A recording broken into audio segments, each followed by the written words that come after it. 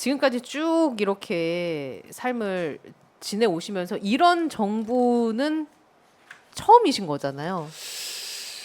물론 나는 이제 박정희 정부 때 그때도 이미 감옥을 두 번을 갔어요. 그리고 이제 뭐 박정희 죽자마자 또 집어넣어 가고 뭐 노태우 때도 전두환 때도 두어 번 가고 그래서 총 민주화 운동 때문에 5번을 치렀는데 그 사람들은 이렇게 앞뒤가 다르진 않았어요. 이게 틀리면 가서 뭐 고문을 하든지 폭행을 하든지 이러는데 여긴 앞뒤가 다른 거예요. 무엇이 진심인지 모르겠어요. 어떤 날은 이념이 중요하다고 했다가 또 어떤 날은 이념이 중요하지 않다고 했다가. 이번에 그걸 가장 잘 드러낸 것이 8.15 광복절 기념사예요. 그거 한번 다시 읽어보세요. 이 얘기했다, 저 얘기했다, 우왕, 좌왕. 그러고 맨 마지막에 북한을 흡수 통일하겠다는 그걸 윤석열 정부의 공식 통일 정책으로 내세웠어요. 337이라면서 이제 337 박수.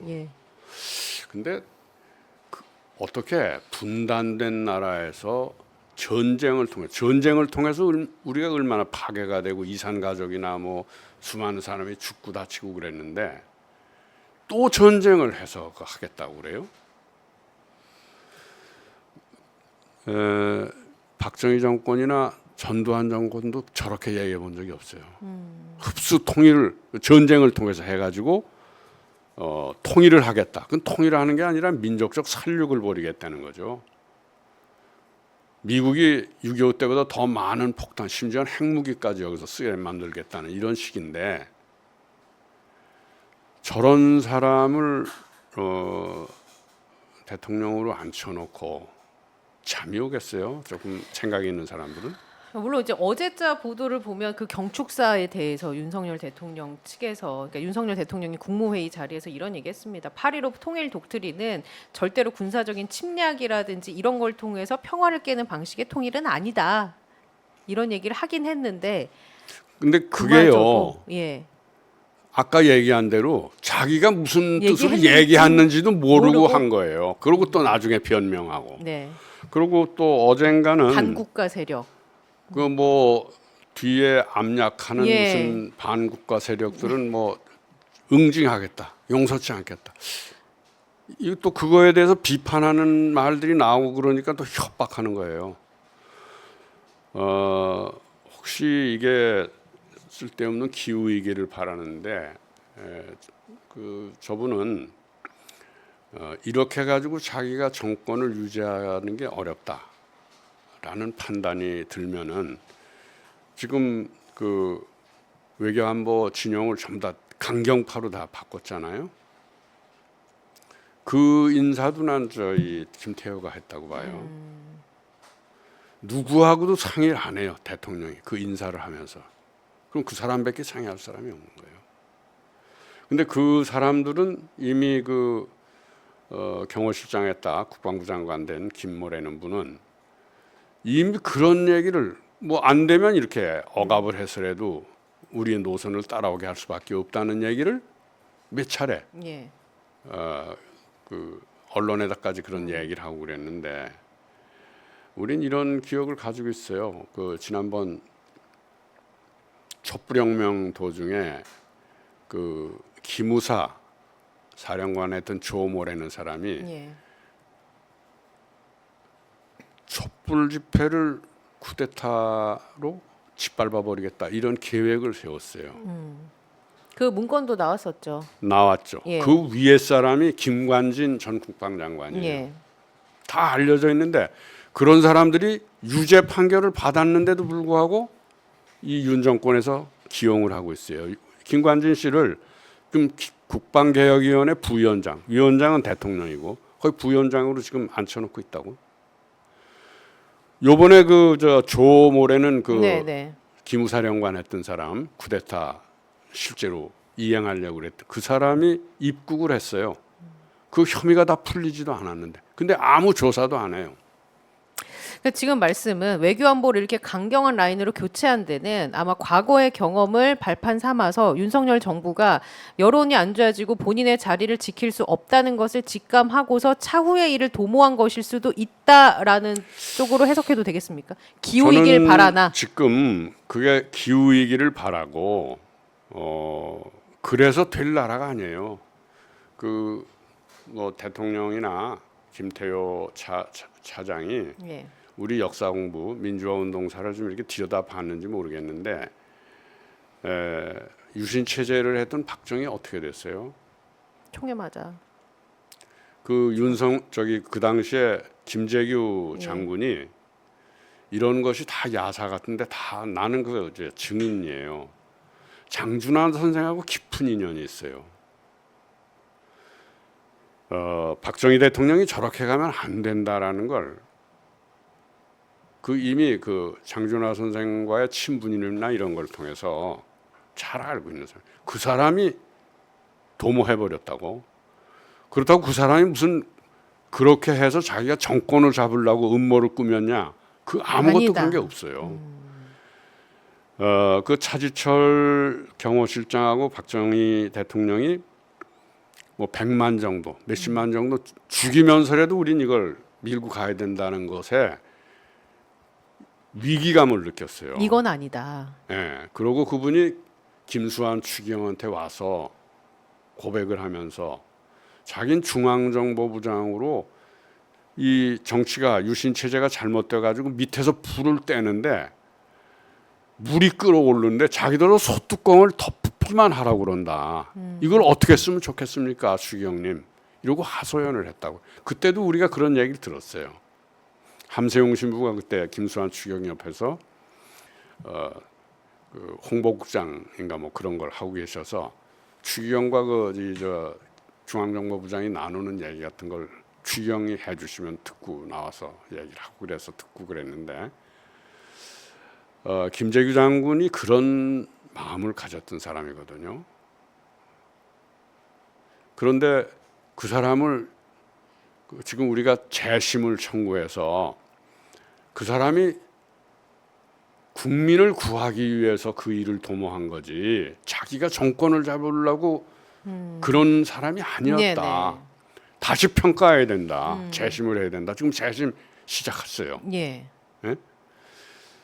그런 난 다시 또 이 얘기를 하는데 아주 긴박할 때는 그런 의인이 나타나는 거예요. 난 저 김재규 장군도 의인이라고 생각해요. 예. 국민 생명이 수십만, 백만 인원 걸려서 어떤 일이 벌어질지 모르는데 저때 봤잖아요. 부마 사태 때 얼마나 공수부대 가서 네. 그렇게 두드려 패고 거의 죽게 만들고 그랬는데 그때 의인이 나타나는 거예요. 우리 역사는 꼭 그런 분들이 있더라고. 그 의인 지금 현 시점에서 이제 다시 그 방송 얘기랑 결부시켜 보면요. 물론 이제 곳곳에서 나와야 하는 상황인 건 분명한데요. 이제 저희가 모신 이유도 이제 내일 뭐 공영방송 장악에 저지하는 그런 집회가 또 예정이 돼 있습니다. 시민문화제가 예정이 돼 있고 제가 부끄럽게도 거기에 사회를 맡았고 네. 이제 거기에 이제 초점을 맞추면 그런 의인들이 어떤 방식으로 어떻게 이 정부와 맞서서 목소리를 내야 할까요? 제가 사실 이번에 그 7월 11일 날 그 MBC 그 상암동 네.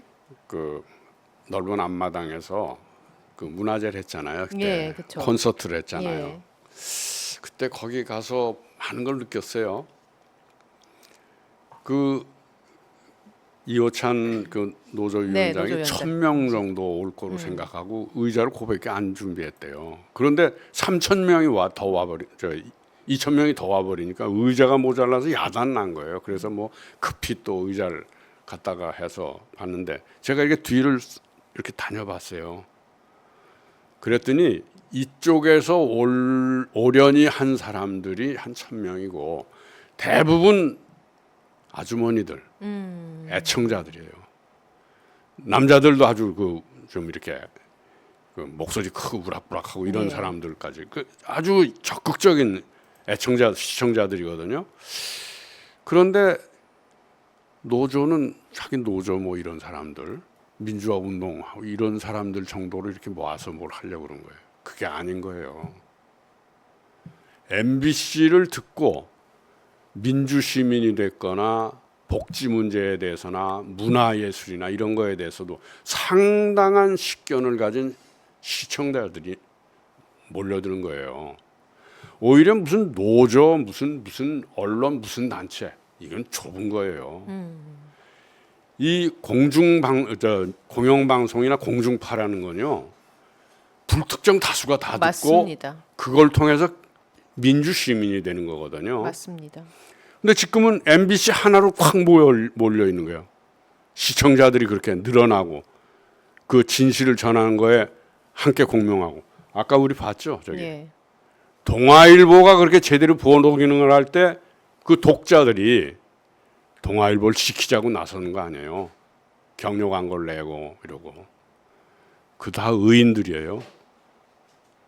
50년 전에 나타났던 촛불 시민들이거든요. 지금도 이는 내일 21일 날 모일 사람들은 예.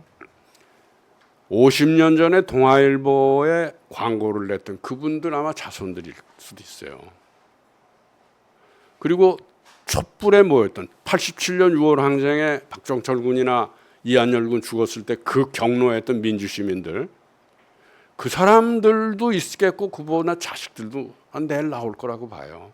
촛불 집회에 나왔던 2016년 아니 1980 2016년 예, 17년에 나왔던 때. 그때 예. 나왔던 그분들일 수도 있고 의인들이에요 다. 나라가 이렇게 어렵고 그럴 때 꼭 안중근 의사나 김재규 장군 같은 사람만 나타나는 게 아니거든. 더 넓게 크게.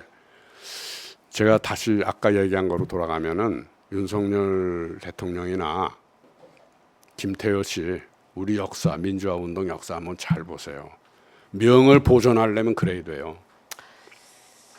그들은 악의 특수성이고 지금 얘기해 주신 의인들은 선의 평범성? 그렇지.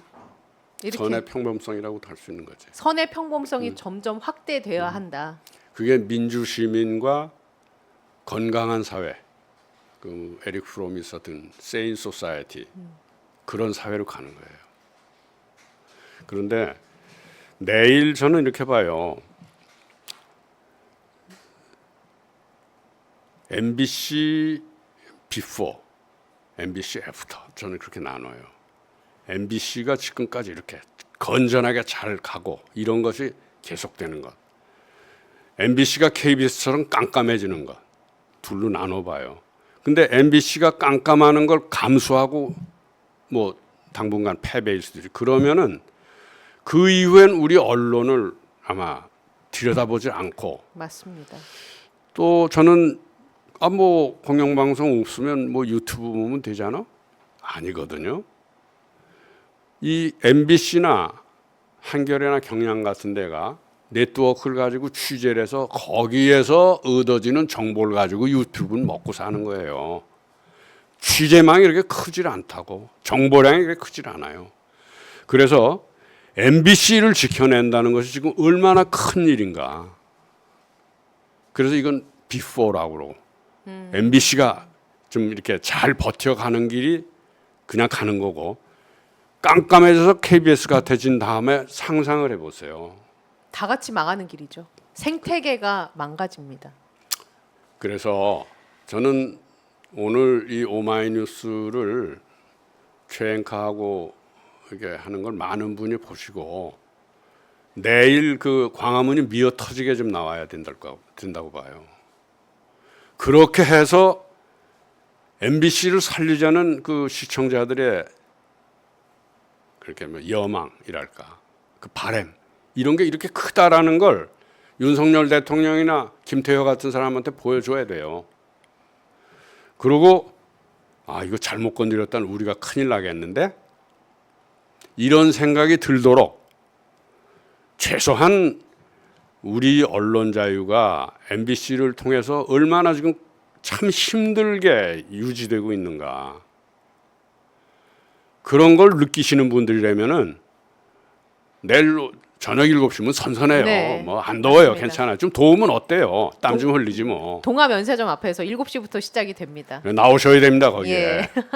MBC도 있고 이제 YTN, 뭐 EBS, TBS 제가 몸담았던 그 회사들도 있으니까 다 같이 힘을 모아서 선의 평범성 이거를 우리가 확대해 나가는 방향으로. 어쩌면 누가 알아요? 저 기적이 일어나서 윤석열이나 김태호까지 선으로 올지 그런 희망도 우리가 가져봐야죠. 지금 댓글로 이부영 저기 위원장님 저도 내일 광화문 갑니다라고 주신 이진행님도 계시고 네. 예, 제 팬분입니다. 아무튼 감사하고 오늘 이제 길게 이런저런 얘기 나눠봤는데 앞으로도 좋은 말씀 많이 남겨주셨으면 좋겠어요. 지금 시간이 이제 벌써 훌쩍 지나서 준비해주신 내용이 너무 많은데 다음번에도 한번 이렇게 나와 주셔가지고 좋은 말씀 좀 남겨주시죠. 그럴게요. 네. 그리고 내일이 그래요. MBC 살리는 계기가 될 거예요. 그리고 MBC 안에 있는 그 선한 사람들 예, 용기를 주고 북돋아줘야 되겠어요. 알겠습니다. 같이 연대해서 함께 그 꿈을 펼쳐 나가 보겠습니다. 자, 오늘 준비한 뉴스 호로록은 여기에서 인사를 드려야 할 것 같고요. 지금까지 자유언론실천재단 명예이사장을 맡고 계신 이부영 이사장님과 함께 또 이야기를 나눠봤습니다. 저는 내일 4시 30분에 다시 찾아오겠습니다. 감사합니다. 위원장님. 감사합니다. 네, 감사합니다.